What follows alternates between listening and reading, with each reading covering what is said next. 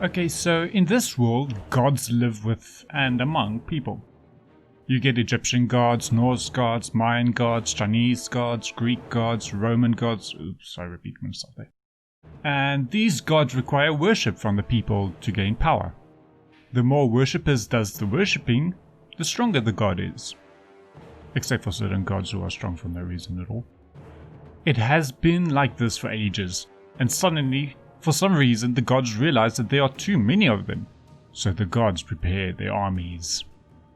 Asgard, home of the Norse gods, and the beginning of a pointless scene. There waits the great black wolf, Fenrir, collared with chains like any responsible owner should do if they own a doom wolf.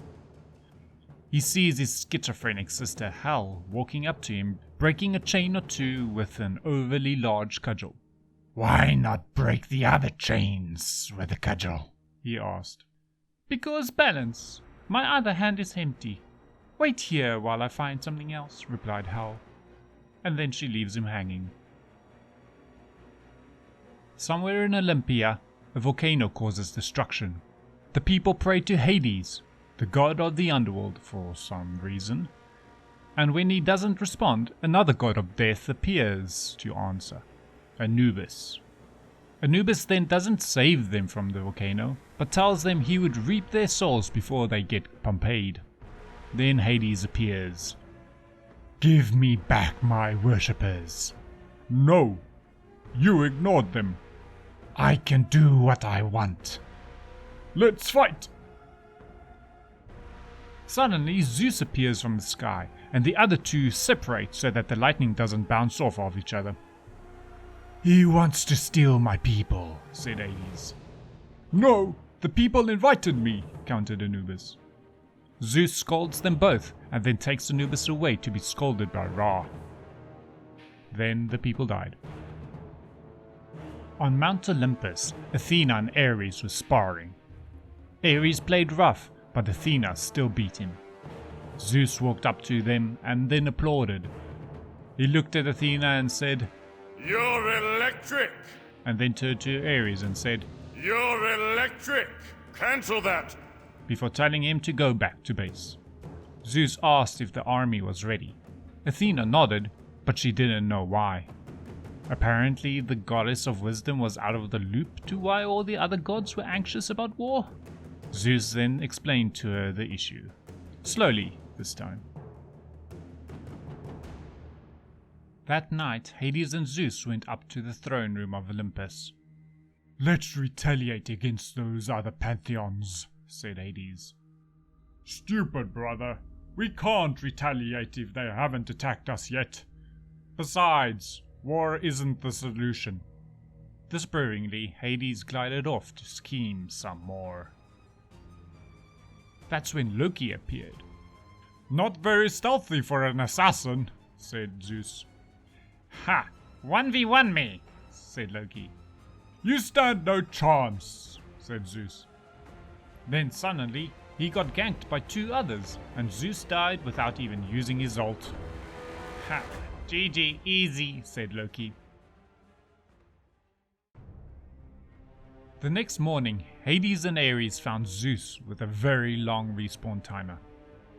This was indeed a mystery.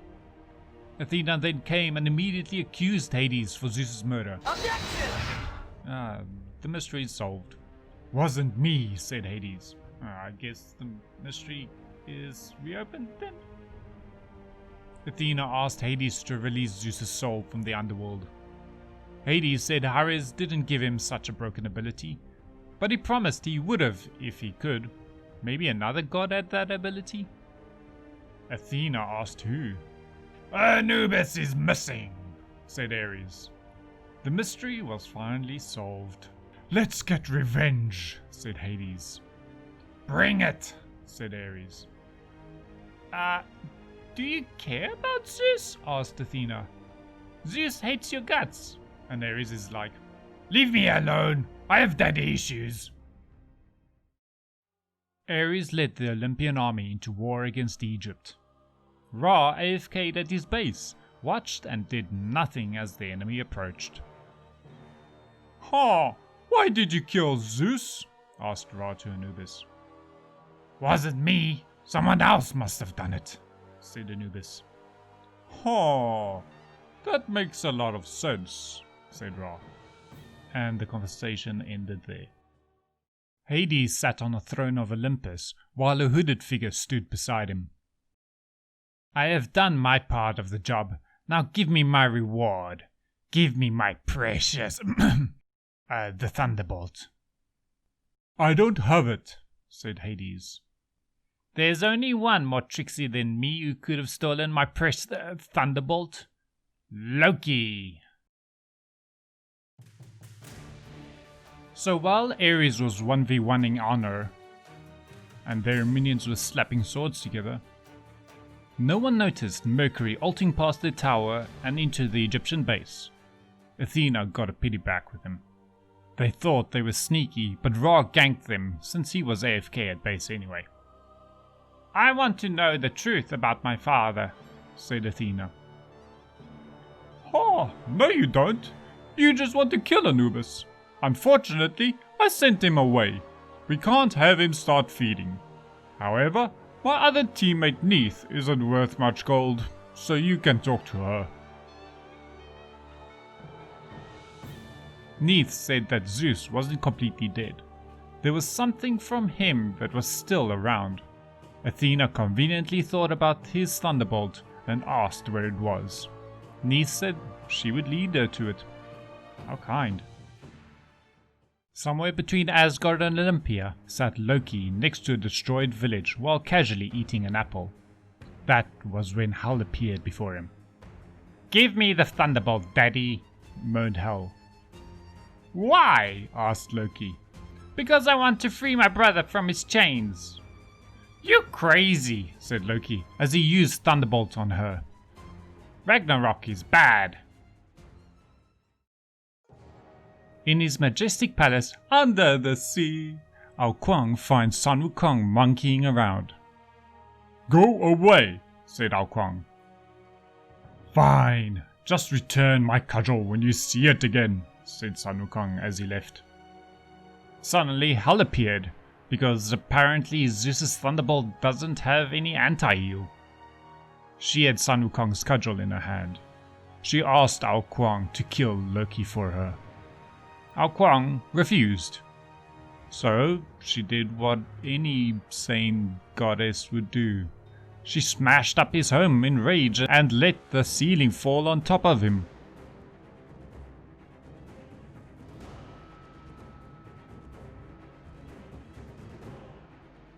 Sun Wukong went back to the palace but arrived too late. With his dying breath, Ao Kuang said that Hel was the one who took his cudgel and killed Zeus. Who's Zeus? Wondered Sun Wukong. Back in the wilderness, Neith sensed that another god had died. This made Athena remember that she never had a funeral for her dad. Neith said funerals were for the living, not the dead, undead or immortal, so she shouldn't start crying. Mercury then noticed that a village was destroyed. A survivor tattled on Loki. He asked the survivor, where was Loki? And they pointed towards the direction of Asgard. Meanwhile, Hel went to Odin in Asgard and acted innocent, as she asked him for help to defeat Loki for killing Zeus. Thor heard this and cursed him and all his family members. Hel smiled as she thought of herself as being very sneaky. Thanks to Mercury's ult coming back up, they caught up to the fleeing Loki and accused him of murdering Zeus. All three of them attacked Loki, but their aim was terrible. Mercury then dashed for Loki, but then got killed with his escape down. Loki then disappeared as Athena and Neith stared at Mercury's body, baffled by his incompetent play. Neith told Athena to chase after Loki, while she made sure Mercury didn't have the same respawn bug that Zeus had. Back in Egypt, Honor got soloed by Ares, clearly underestimating Ares' broken damage, and didn't buy any magical defense. Ares arrived at the Egyptian base and spammed onto them. He declared his victory to Ra, saying that Ra should just F6 already. Ra F7'd and then got his face pummeled in by Ares for not telling him where Anubis was hiding. After toying with Ra for a bit, he asked his soldiers to throw Ra in a dungeon and remove Ra's eyes. The sun grew dark all over the world as a symbol of Ra's terrible defeat and loss of his eyes. Many gods used this as an excuse for not warding the jungle. The armies of Asgard stood prepared with Thor and Hel. Their aim was to guard their home and face off against that thunderbolt-wielding Loki. Loki didn't waste time, arriving at the gates of Asgard. Your reign of terror ends now! Give Hel the thunderbolt, shouted Thor. But she wants to use it to unleash Ragnarok. I don't care! Fight me! Then Sun Wukong appeared from above, declaring that Loki was telling the truth. I still don't care, shouted Thor. That's when Athena arrived after finally buying some shoes.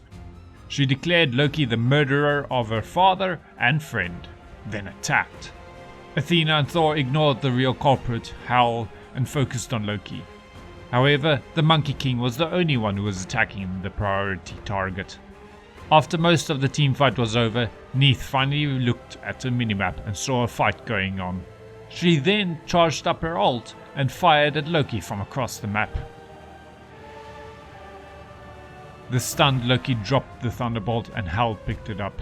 She then called Loki crazy as she disappeared into the darkness. Athena charged at Loki and was about to kill him when she remembered that she was a guardian, and guardians don't take the kills. Thor apprehended Loki and then called him a fool. Loki said that Thor was the fool. Everyone was the fool. Hel had gained what she wanted. Fenrir would be loose and the world would come to ruin. The end of the world was nigh.